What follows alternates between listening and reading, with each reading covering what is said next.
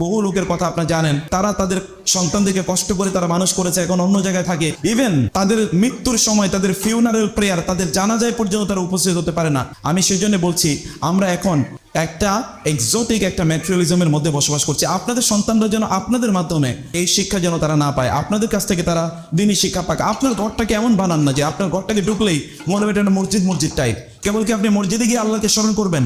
আপনার ঘরটাতে ঢুকলেই যেন মনে হবে যে এটা যেন একটা মাদ্রাসা টাইপ। একজন ঢুকলেই মনে হবে যে এটা তো দেখি একটা ইসলামিক একটা এনভায়রনমেন্টে আমি প্রবেশ করেছি। যিনি আসলেন তিনি আপনার ঘরে ঢোকার পর একটা দাওয়াত পেলেন। আপনার ঘরে অন্যান্য বইয়ের পাশাপাশি সাইড বাই সাইড সেখানে যদি কোনো লাইব্রেরি থাকে, সেখানে দিনী বই থাকুক, কোরআন থাকুক, সেখানে কোরআনের তাফসির থাকুক, হাদিসের বই থাকুক, রাসূলের জীবনী থাকুক, অন্যান্য দিনী বইগুলো থাকুক। আলাদা একটা কোয়ার্টার, একটা কর্নার রাখবেন।